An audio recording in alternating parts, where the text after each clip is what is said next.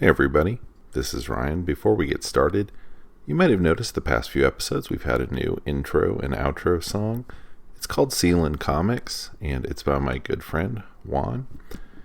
Juan was kind enough to loan us the song here at the Signal Watch, and we're eternally grateful. So do go check out his SoundCloud, which I'll link to here, and check out his other work. It's pretty fantastic.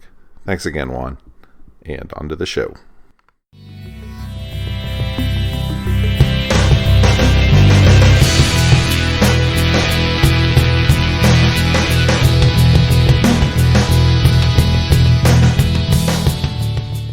Hi, you've reached the Signal Watch, movies, television, comics, and more. I'm your host, Ryan Steens. Join me and our cadre of co-contributors as we examine cultural artifacts of the 20th century, boldly explore the 21st, and try to put it all in perspective. Stay tuned. We're gonna try to make this work.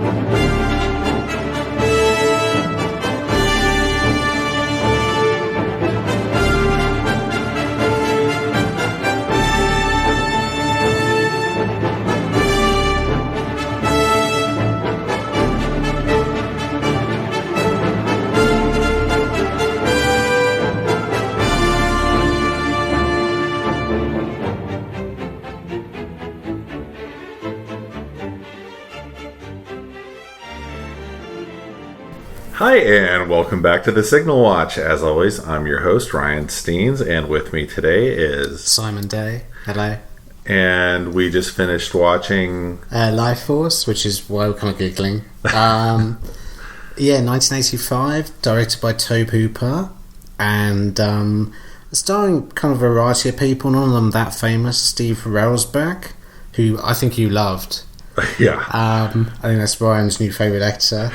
Peter Firth, who's doing a kind of great, kind of almost like a kind of James Bond type role. Frank Finlay, my girlfriend Matilda May, and and Michael Gothard, who was the villain in one of the villains in For Your Eyes Only. He was the Dove in that. Patrick Stewart turns up in a role that I think he described as the worst of his career. So I thought I had seen Lifeforce. I thought it was just one of these movies that back in the 80s, my brother and I would go to the video store and just go rent whatever off of the shelf. We were not super discriminating. That helps with this. Yeah. I feel like you should have watched this. And I can't believe I never watched this. I don't know how, because I remember it being on the shelf, and I think that maybe we thought we'd seen it and just didn't. The title was just too generic or something. Well, also, I think, so this didn't do very well when it came out, and, we can talk about that more later, but you're right, it was always in a video shop, but I think for me, for a lot of years, it was tarred with, that's not a very good movie, so I'm not going to rush to watch it. And then when I finally did watch it, I can't remember when, I think maybe 10 years ago I hired it. I think I got it on Netflix, actually, finally. I watched it and I was like, this is batshit crazy. This is, like, nuts. And it's nuts done on a big budget. Yeah. And there's no way you'd make this now. It's like, nobody would let you make this now. No. I mean, maybe the Sci-Fi Channel for a much reduced budget, but... Yeah. Not as serious as, like... Because this was actually... So Canon Films made this. And up to this point, Canon Films had done all their ninja movies and their Charles Bronson movies. And this was their first attempt at kind of matching the big boys of, Paramount and Universal and 20th Century Fox. And actually it was the beginning of the end for them, because none of their films kind of like were box office successes. They did this, then they did Over the Top with Stallone, then they did the Superman 4, of course, where they already were having problems, so they had to slash the budget. And then I think the last one they managed was Masters of the Universe. All of those flopped. All of those were supposed to be going into competition with, A-grade films. And this was their first attempt. And I think the budget for this was 25 million, and it made 11 million at the box office. I'm surprised, honestly. And I think it got steamrolled by Cocoon when it came out. Interesting. Okay. Yeah, I was trying to figure out what else was coming out then. It got beaten up by a bunch of old people. Yeah. Box office wise. Well, you know, if they'd only put Wilford Brimley in this movie. Yeah, it is weirdly high budget looking in some ways, in a very 1980s sci-fi movie sort of way. Yeah. The way you can tell that they were trying to contain the budget, and because this means that probably people weren't really making money on the back end, you know, the profits were all going to go straight to them. Yeah. Was there were no name actors that were American. Yeah. Yeah. Everybody who was in this movie, it looks like they got whatever they probably got for the role. Apart from Steve Rasbeck. Is he not a name? Was he not a name? I think before this he was making Australian genre movies. So he'd kind of like left America and was kind of like, you know, doing the usual, which kind of a lot of people did at the start of the 80s, of going to Australia and he made a film called Turkey Shoe, which we'll have to watch. One time. Will we? Which you don't trust me. Trust me on this. You like it. That's kind of like a futuristic, Most Dangerous Game. Okay. So he's on the run with a beautiful girl, with these weirdos chasing him, trying to kill him in various barbaric ways. So he was doing stuff like that before this. So this might have actually even been a lifeline for him.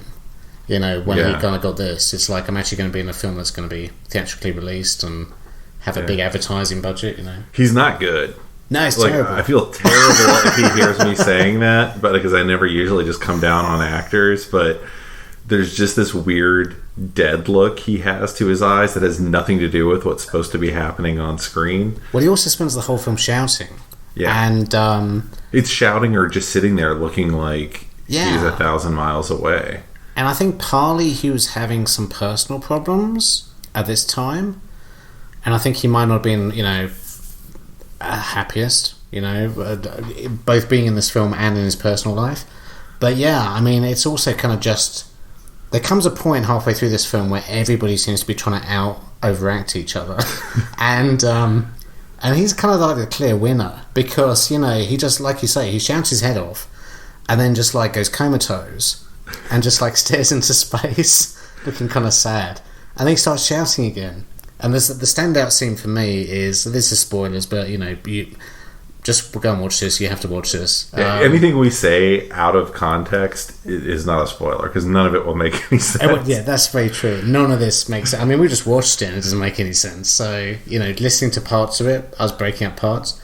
There's one scene where he's with Patrick Stewart and he just starts slapping him, going, you know, let me go, you bitch. And then he goes, I can't help myself, and starts kissing Patrick Stewart. And and just watching this, you're like, okay. And actually, you were laughing because the funniest bit is the male nurse comes in the room and just like takes one look and then goes back out of the room. And it's like, you're just like, oh my god, this is great. So the movie is basically assembled of parts of other things, kind of knowingly, I think. Yeah. But the thing is, I think they thought they were doing something very smart. And I think they thought this movie was... It was when like a 13-year-old's trying to get really deep with you. Yeah. And they're like, do you ever think, man, like... If, everybody sees colors the same way, and you're like, yeah, dude, whatever. Yeah. That's a terrible analogy, but yeah. I just feel like they felt like they were doing something that was trying to say something, but it was saying absolutely nothing. Yeah. It took parts of a whole bunch of genres and did all of them in the laziest possible way, but on a really big budget. I think intrinsically, there's an interesting idea there. So Colin Wilson wrote this book called Space Vampires in 1976, and this is an adaptation of that. And supposedly Colin Wilson... I'm trying really hard not to laugh, but you sound really sincere about this. But supposedly... Colin Wilson's 1976 Space Vampires, which is now taught in every school. But supposedly John Fowles saw the adaptation of his book, The Magnus, and was friends with Colin Wilson and said, you know, they've turned my book into shit. And Colin Wilson went, I hold my pint. You won't believe what they've done to my book. Now, I've never read the book. I do like the idea that they kind of briefly touch on about vampires have always come from outer space. And, why? I don't know. But I think, that's kind of, there's a couple of things going on there. Maybe they visit us every 100 years and do this, or, well, maybe not every 100 years, but every, 500 years. And that's where all our myths come from. Because there's a little bit of Quatermass in there. So Quatermass in the Pit, which I'm not sure if you've seen. I have not. We got to watch that. It's a great film. But with that's actually has a very contentious idea in Quatermass in the Pit that all our views and all our kind of pictures and descriptions of the devil are actually from these Martian insects that kind of came and basically can telepathically affect us, and that's been going on. And ghosts and everything is based on, stuff that they're creating. Mm-hmm. So, so our myths all come from actually aliens. And, and I think this is trying to do the same thing, but without that intellect behind it. Yeah. And I think, like you say, yeah, when, if in doubt, let's blow a car up for no reason. So Arthur C. Clarke had written a book, I can't remember exactly what year it came out, but it was called Rendezvous with Rama. And the entire book is some explorers, or at least some people who are kind of going from planet to planet, are sent by Earth Force or whatever to go check out a object that is just kind of floating through space. This kind of feels, and that's all that happens. There's nothing actually still going on inside of the thing once they enter it, but it's actually described to look quite a bit like this thing, or something like this thing, a big, long, extended object that they find here hidden. Yeah, hidden in the tail of Halley's Comet in this film. Which the reason they did that is I think this was 85 and I think 86 Halley's Comet did come, because I remember being at school and the teachers making a big fuss and we were going to go outside and watch it at night. So so they were trying to make it a bit topical. In fact, I think View to a Kill, that came out the same year as this, one of the early scripts for that had Zorin was going to redirect Halley's Comet to crash into Silicon Valley, which is very silly, even for a James Bond film. So, so it was in the news at the time. That's why they go on about it so much, I think.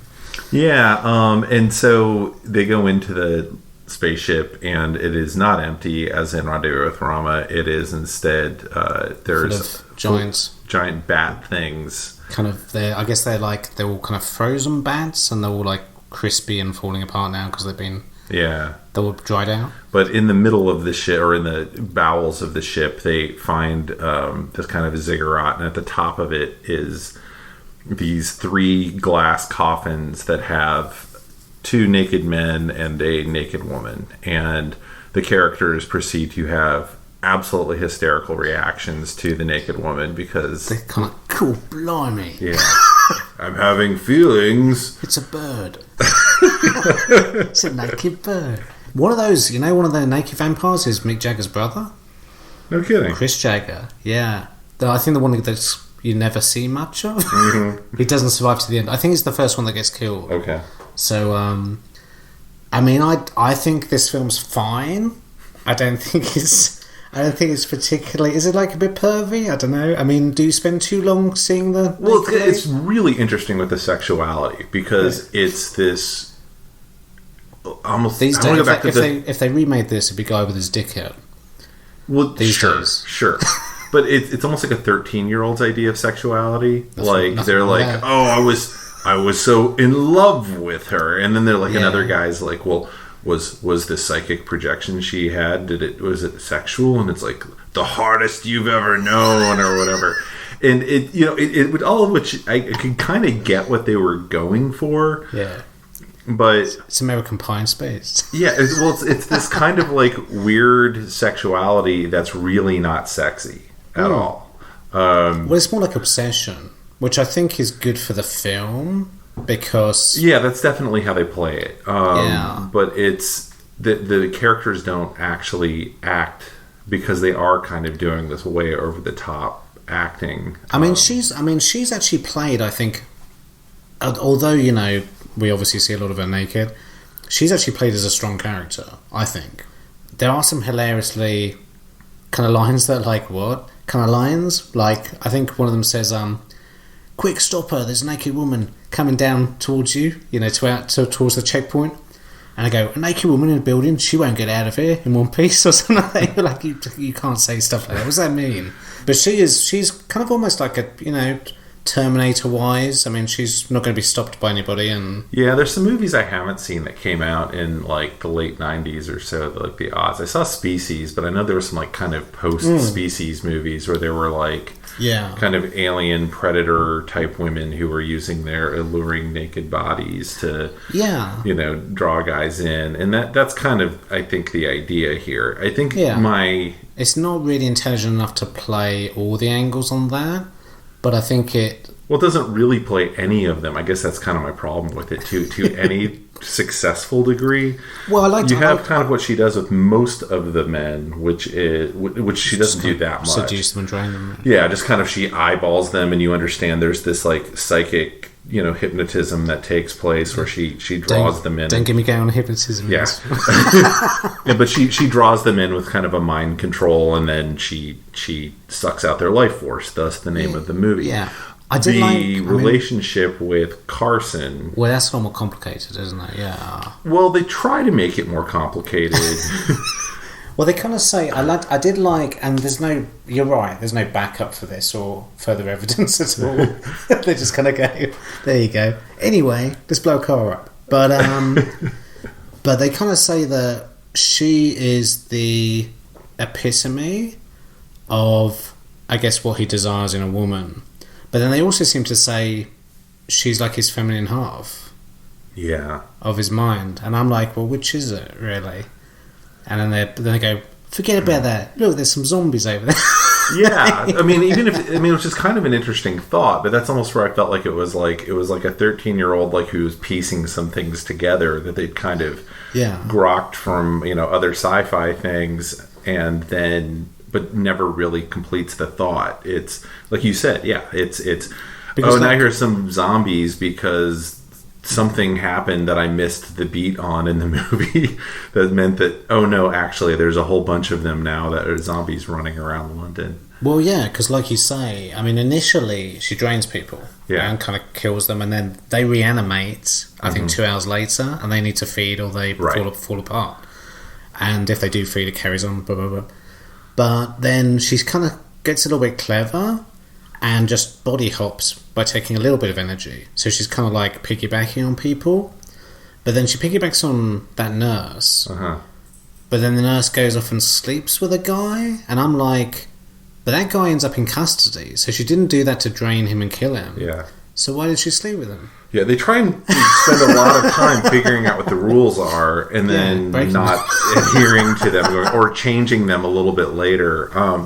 But the sword. The sword. I mean, I like the concept. Where did the sword come from? Was my question. It came from Frank Finlay mail ordered it. Yeah, maybe he went to the archive. I mean, they were in the middle of London, but I mean, I guess it had a few days to research stuff, but yeah, that's maybe what's in the library. There you go. Yeah. But that kind of came out of nowhere because it's a cool concept. But again, he's like, well, actually, all the stuff you know about vampires, that's a load of rubbish.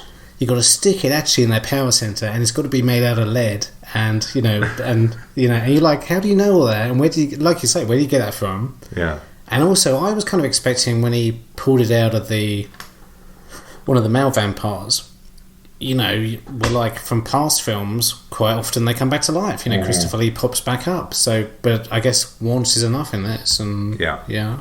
So I'm like, kind of lucky they had that, because if they hadn't had that, how would they have been able to stop the spread? Could they have just got a lead pipe instead? Yeah. I mean, I think they could have, because I think the insinuation is because he shoots him full of lead. One of the guys that he then dies. Does he die when he shoots him? I'm trying to think. I don't know. I'm making it sound like because they blow. I didn't like this movie. Well, also, hang on. They blow up the two male vampires early on. They throw a grenade, and they go, "There's not enough left But they reassembled off screen. Yeah. Which, how can they do that? Well, because that isn't lead? The grenade wasn't lead? I guess I don't know. Or it didn't hit him in the power center. Yeah, I'm making it sound like I didn't like the movie. I thoroughly enjoyed it because it is a crazy, wild ride of a whole bunch of nonsense. And if you can take the kind of scenery-chewing acting that's going on... Well, let's talk about the actors. Let's talk about the actors, because we've got your favourite, Steve Railsback, who's from Texas. So the accent was legit, okay. So he's out, yeah, that's actually his real accent, believe it or not. And like I say, he'd been in a lot of genre stuff. He's just going for it, and apparently stayed in character off camera, which can't have been too much fun for Beals. Peter Firth, who's Colonel Caine. So the reason he's called, interesting little tidbit, the reason he's called Colonel Caine is they wanted to get Michael Caine for that part. And I'm kind of glad they didn't, because, I mean, let's be honest, Michael Caine would have taken it at that time. If he was doing Jaws 4, he'd have done this. But luckily he was probably booked up with something. But I'm kind of glad that Peter Firth got it, because I feel like Peter Firth, I can't see Michael Caine running around London shooting at zombies. Maybe that would be great, but he's never struck me as that physical, Michael Caine. And I think Peter Firth is like an angry little kind of like almost proto-Bond in this. He could be 006 in this. It would explain some stuff, because it did feel like sometimes they were treating a fairly young guy as if he were a lot more senior than... Yeah. Like, Michael Caine, just by showing up and being the age he was in 1985. Pretty 10 years older than this guy. Yeah. Yeah. Interesting. Yeah. Now I'm imagining, the end of the movie of... Wouldn't it be the best film ever if Michael Caine was in this? It would have been amazing. Frank Finlay, who's kind of doing his best Peter Cushing in this, is... and again, one of the characters' names in this you can pronounce. This is like another great thing about it. Even in the film, they can't pronounce each other's names. But he's like a father or something. Yeah. But he's basically the one that gets kind of vampirized at the end. He kind of finds a solution, but then... And I guess he kind of doesn't attack the guy, so he's got enough left to hold himself back. But yeah, Frank Finlay in this, you can't help just looking at his hair, actually. Yeah. He's got amazing hairstyle. He's got like it goes in 3 different directions at once. And you were laughing because at one point a zombie blows up and his hair goes a bit dishevelled. Yeah. He loses control of his hair briefly. Who else we got? Matilda May, who apparently couldn't speak English. I think she learns it phonetically, so there is her in the film.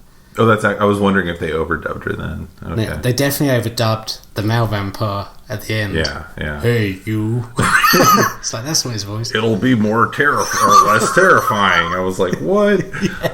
Yeah, she was apparently in a different movie I have seen. She was in Jackal in 1997. Okay. That Bruce Willis movie. Oh, Jackal, yeah. But I don't have literally any memory of Jackal. I was supposed to be studying for exams, and I went and saw Jackal instead. All I remember about that is it's a very bad remake of Day of the Jackal. And Yes. Bruce Willis wears a lot of silly moustaches and wigs in it. Because he's supposed to be a top assassin. Okay. With a lot of silly moustaches and wigs. That make him very easy to spot, I think. And Michael Gothard, who, has a good start in this, but then kind of like seems to disappear completely. Also played the Dove in For Your Eyes Only, who Roger Moore kicks off the cliff. Mm-hmm. Throws the pin in the car and kicks him off the cliff. He did a lot of stage work, and he actually ended up committing suicide. He did a bit of a George Sanders. He ended up committing suicide about 10 years after this. Can't help thinking, again, like George Sanders, he looked at his filmography and shook his head a little bit. But probably weirdly, the biggest star in this, although none of us knew at the time, was Patrick Stewart. Yeah. Yeah, who looks exactly the same. Yes. As we were saying. In fact, he looks older than he does now, if anything. Yeah, I mean, in some ways he does, because he's let the fringe grow out at this point for this role. I think Jamie was joking, saying he's 30 in this or something, but he looks about 60. She did look it up and figured out he was 44 in this, which is the exact same age. I hope I do not look like that. Yeah. I hope we don't look like that. No, I think we don't. But it's remarkable, because when you go back and watch Dune, you can see that dude was like born looking like he was 52. Yeah. And he's just stayed there, hasn't he? He's just stayed there. Yeah, he's ridden the... Well, I only saw this for the first time, like I say, probably about 10 years ago. About 3 or 4 years ago, though, I went to the Alamo because they showed this in 70mm one afternoon, and it looked absolutely amazing. The sound was fantastic as well. The sound just kind of rushed past the back of your head towards the front of the theatre. And it's kind of funny, the guy who was introducing it before it started said, we're watching a 70mm kind of like, copy here of Lifeforce, and normally at this point I'd apologise for any wear and tear or scratches or hopefully the film won't break.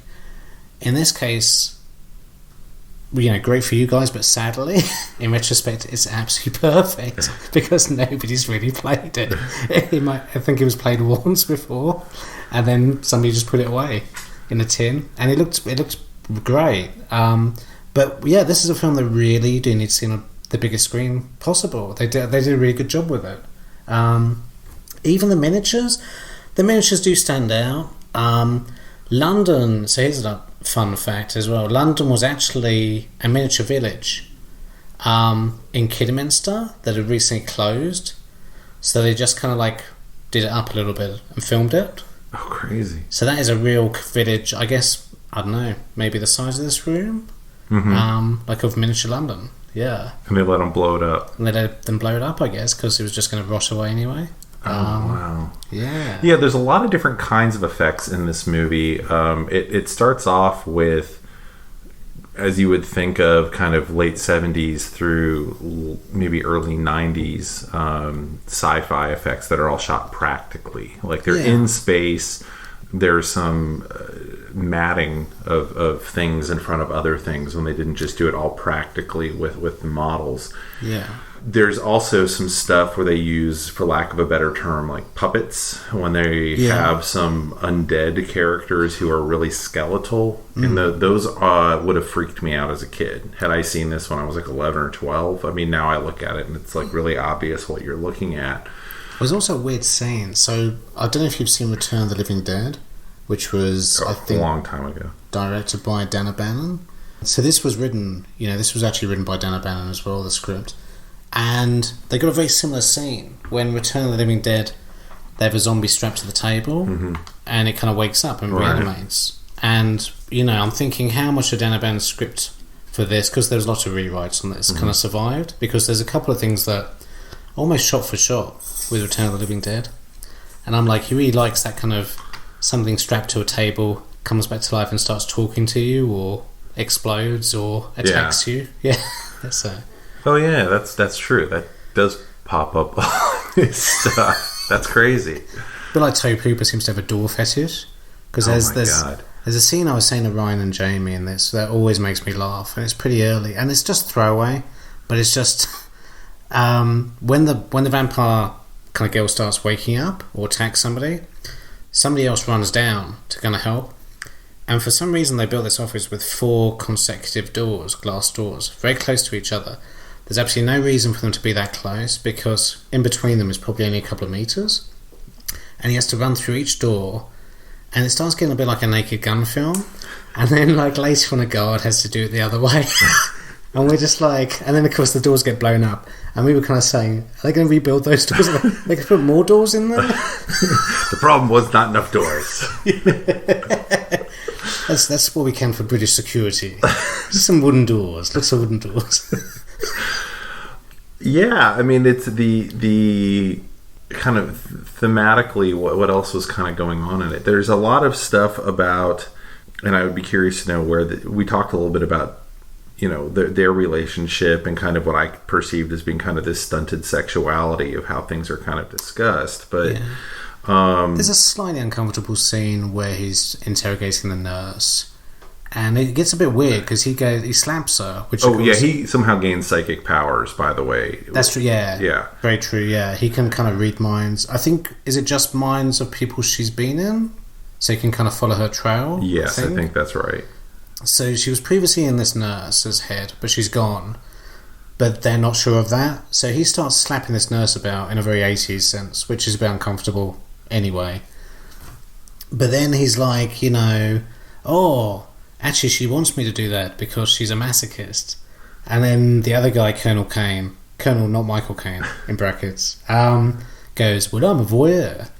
And he sits down and watches them. And then luckily they kind of like stop that pretty quickly because they realise that actually somebody else is the vampire. But it's a little bit weird. It's a little bit kind of like, that was probably my most uncomfortable moment. Yeah. I think mine was actually the climax of the film, at which I will now spoil the finale of the movie.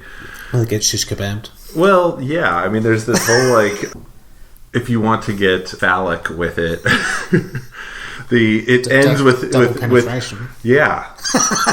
Yes. I mean, there's this opening that is the ultimate power source that's powering everything, that's being powered by the female, and in order to block it, stop it, well, to make it climax, to make everything end, he shoves the sword through the both of them, and they erupt and go up, flying up into space. I didn't like the shot. I think they should have just blown up or something, because I didn't like the shot of them kind of flying Superman style up towards the ship. I thought that was a bit too much, even if it was just their spirits or whatever. Because they just... I said about 10 minutes before the movie ended, I turned to Simon and said, this is going to have a deeply unsatisfying ending. And he said, yeah.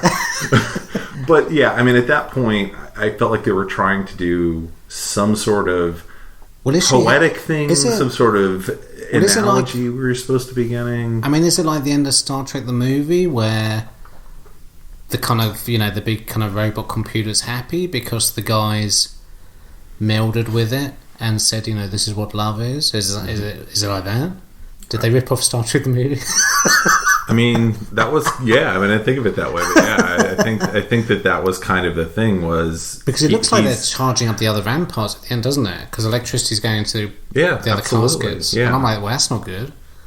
Well, I mean, but have they changed everything at that point, was what I thought maybe they were saying. Is something about him giving himself to her, because she said everything's different now between you and me, and some throwaway line that didn't go anywhere. Yeah. And because they're obviously leaving at the end. Yeah, and then he destroys their physical forms. Yeah. And then they go up and the ship lights up and flies away, and they play happy music. So I assumed something got corrected, and maybe they're not vampires anymore. Maybe they're just flying space energy.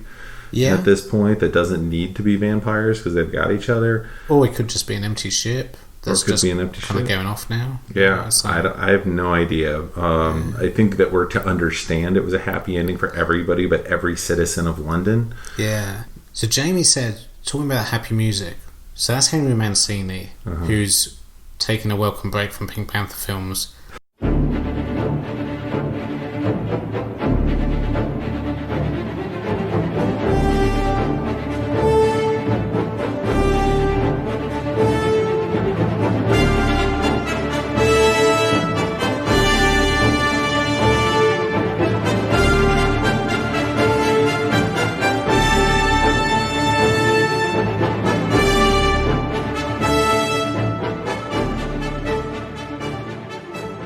And supposedly he was like extremely excited to be doing an action film and a kind of action sci-fi horror film. They wanted James Horner, but he wasn't available. And I think Henry Mancini does a great score, but I will also side with something Jamie said a little bit, which is I think sometimes it's a bit inappropriate what's being played compared to what we're watching, because there's a scene on a helicopter where two zombies are hanging on the rungs, and Colin Firth. Peter Firth is like trying. How did I see Colin Firth do it then? Peter Firth is trying to fire a flare gun at one of them, and the music's going, and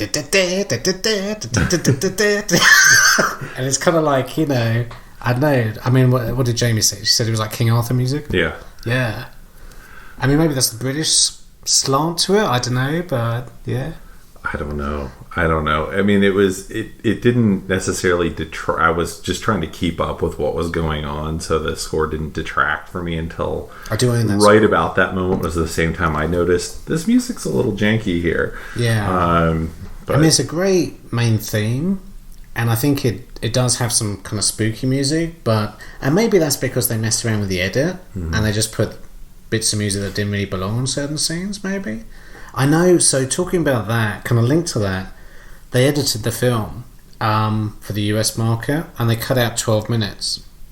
And if you ever watch this film, which you definitely should, several times in a row, basically they cut out the start of it that we kind of were watching on the space shuttle, and just had like, this space shuttle has been travelling for so long and picked up these vampires, and I think it went straight into the alien ship and cut out about 10 minutes of them probably docking and stuff like that, and then pretty much started with the Earth stuff. Well, I actually had the thought when we were watching the movie, if you made this movie now, it would start with them recovering the vehicle. Yeah.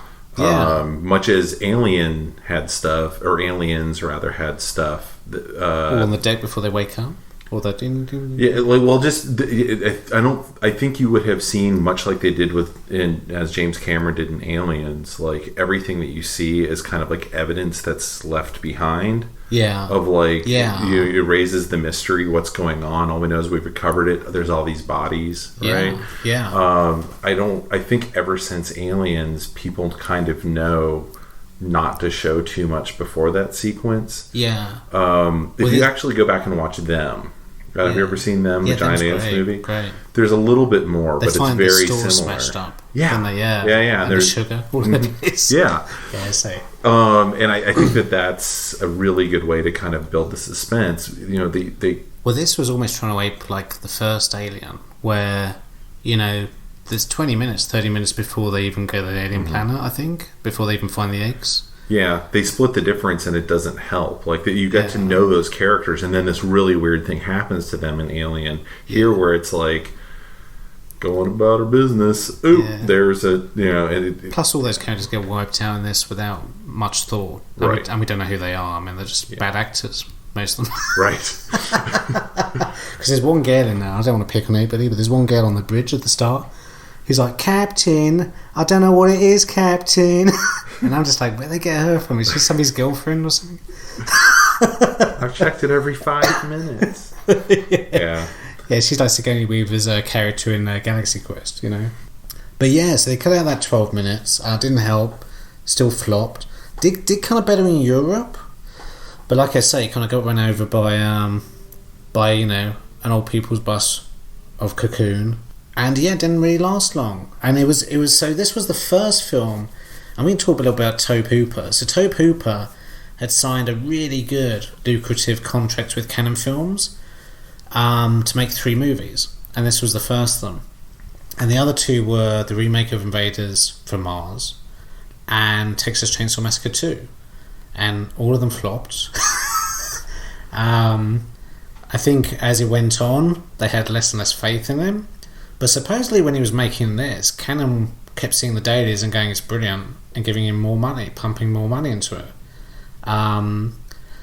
So I know I shook my head, but that was mostly just in disbelief that those 2 guys would do that. From what little I know about the Canon guys. Well, again, I think this was they looked at this as their Lawrence of Arabia. Yeah, and let's be honest, if Lawrence of Arabia, if Omar Sharif turned into a zombie and blew up, it'd be a much better film. Very much upset Alfredo with that. I'm sorry, Alfredo.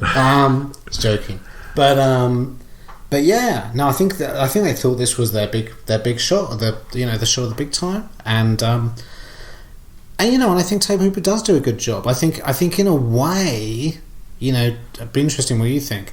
I think watching this, you realise that he probably did direct all or very nearly all of Poltergeist, because of course the big myth is Spielberg kept kind of shoving him out of the way and saying do that shot and do this shot. I think once you watch Lifeforce, you're like, no, this guy can set up great shots. I mean, he's probably suffering because he hasn't got a good script with this and the acting's all over the place, but he can do good shots. He's capable of being a great director. I don't know. I don't want to make any guesses because I've heard about 40 different versions of the Poltergeist story, and some of them were no, Hooper did all of it. Some of them were, Spielberg did all of it, and Hooper hung out, at the craft services table. Well, supposedly during this he was off his tits on drugs. We're not all at least recovering. So supposedly he was drinking loads of coffee, loads of Dr. Pepper. Wasn't in a particularly happy place, but I mean, if he produced this, I'm like, he must have been pretty functional. Yeah, I mean, technically, yeah, it's a complicated movie. There's a lot of effects stuff. There's a lot of lighting stuff and things that might have not worked that do work. I will say, I don't think he manages the actors very well in this. I think it's got... Do you think they are manageable, Steve Rosberg? I definitely have questions about, so someone decided to hire that Let's see that, man. and I don't... And when you mentioned he was from Texas, I was like, well, was that some sort of... I apologize. Yeah. Well, I mean, was it that some connection that Hooper had from back in the day or something that, Maybe, and he was just, doing a buddy, a favor. Or that was someone he thought wouldn't push back, like a real actor. Like, he couldn't get Craig T. Nelson in there without expecting, some pushback. Yeah. So I don't know. I did ask at some point what was up with one of the actors who was in there because he was just almost mugging in every scene, and it was just really distracting. It was like he's in a totally different movie where he thinks everybody's kidding. That's the Home Secretary guy. Yeah. Do you think that's supposed to be a nervous grin though? He's like, I have no idea. I don't know what that guy was doing, and that's the kind of stuff that there's directing from a I'm pulling together the vision that's going to appear, as far as what's in the frame. But part of what's in the frame is what's going on with your actors. And if you think about, you've done some stage work, right? You worry about those stage pictures when you're when you're a director with actors, but you really have to worry about what's going on with the actors. And I don't feel like he was paying enough attention to what was going on with his actors. Yeah. Or we wouldn't be having these conversations about what was going on with the two main characters who, neither of whom I was particularly impressed with. No, and to give them credit, they may have well been thrown into the middle of a special effects extravaganza without any direction. Yeah, and it definitely could have been just a factor of how Caine pulled everything together. Yeah, I mean, this could be a very chaotic shoot. But I mean, there's big name people on the other things. You got Henry Mancini. So they were throwing money at things they knew to throw money at, like John Dixter on effects. Well, yeah, totally. They knew that was important. But then they didn't do the thing that's if you think actors are interchangeable at that era in Hollywood, you are doing a lot of drugs. That was an era where everything was star driven, and I honestly think they could have dialed back on some of the car explosions and gotten it does get very silly the last third where London's kind of being overrun, because I think it looks so expensive. Well, so supposedly they built an actual London street, I believe it, kind of, and actually it kind of reminded me a little bit of the end of American Werewolf, although with that was location shooting. But maybe, I guess the alley at the end of American Werewolf was built as a set. But yeah, I mean, somebody actually built that underground station and built, kind of the shops, and so that's all real. That's an actual street. And of course, you've got, I guess, what's supposed to be the interior of St. Paul's, which you don't see much of, but it's still kind of there. It's physical. So, so that's where the money went. I mean, I would think most of the budget went on that. Yeah, I mean, if you even think about Escape from New York, when he's running around, those are real buildings. It was cheaper to just go to a city that was kind of abandoned. Wasn't it Detroit or something? Yeah, and just throw some trash around and go, it's the future! Put up some graffiti that doesn't mean anything to people, and it's the future. Yeah. And I think that there's just some interesting choices that were made as to where they spent money and should have put more into the talent. I think they would have gotten a lot more. I don't think they needed to swap out, by the way, Matilda May. Would it have been as entertaining, though? Probably not. It probably would have been that was a failed, whatever movie. I'll give you Michael Caine. It might have been if Michael Caine had been there. Oh my God. But I don't know if I want to give up Peter Firth, I kind of like Peter Firth. He's He's like, I like how he takes everything totally to face value. Like they go, okay, Colonel Caine, there's these vampires from space. They're infecting people. They broke out of here, killed a couple of people. He's like, all right, let's get organised. Yeah, but I think that's what's on the page. What's not coming from the actor is making that into something more. That's true. Yeah. Like what would Michael Caine have done with that? Like it had paused quite a lot, and it had done the sad voice, the shaky voice, and then it had got very loud. Well, so I guess we should wrap up. But one last bit of trivia, which especially for you, so Nicholas Ball, who played the English commander on the space shuttle at the start, who ends up getting killed while they were still on the space shuttle. They had to do the wire work when they were in the spacesuits, going into the alien ship. And he said his wire harness, he got quite excited because on the inside of it was written Christopher Reeve. Oh, yeah, and crazy. He said it must have been left over from when they did. Because I'm thinking it can't have been. Yeah. Well, I don't know. Could it have been for Superman 4? I think that's too early, though, isn't it? If they were filming at Pinewood, it would have been. Yeah. It could have been left over. I was thinking it was left over from maybe the first or second movie. Well, they were shot back to back. They were shot simultaneously, so it could have been from actually 1, 2, or 3. Yeah. But he said, I was quite proud I had that one. He said, I didn't feel like Superman, though, as I was lumbering around. I actually did want to point, talking about the special effects, there's zero-G effects in the few scenes where they have them, because they make some excuses and say they've come up with artificial gravity in a lot of the shuttle stuff.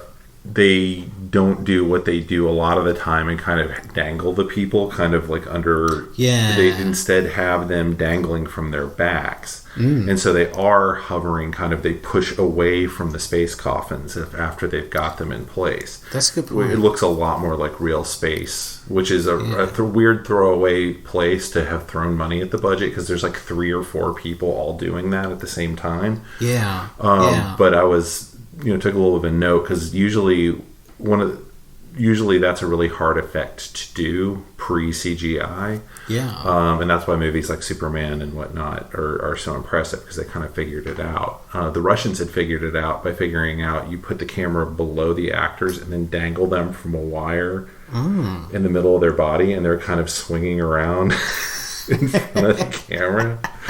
That was Cold War filmmaking.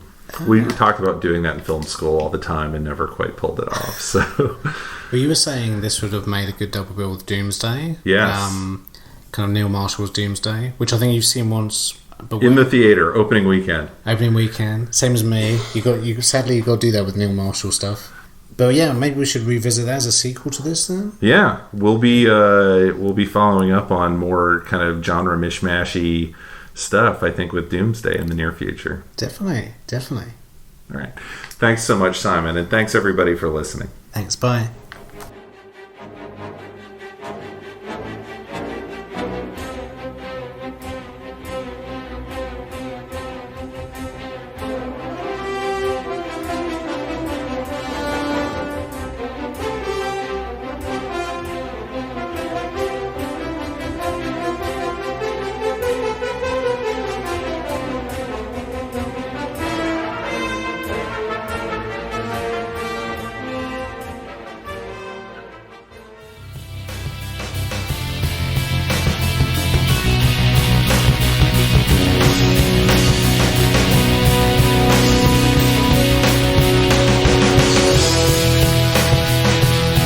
That about wraps it up for this edition of The Signal Watch, a production of the League of Melbotus. Thanks for sticking with us. If you enjoyed this podcast, we invite you to drop on by the Signal Watch blog, where you'll find write-ups of a wide variety of movies and more. You can drop comments on this podcast and let us know what you think. We do have a Signal Watch Patreon, and if you're so moved, we'd most certainly appreciate your support. We'll be back soon with more exceedingly high-quality content. So, until next time, God damn it, babies. You've got to be kind.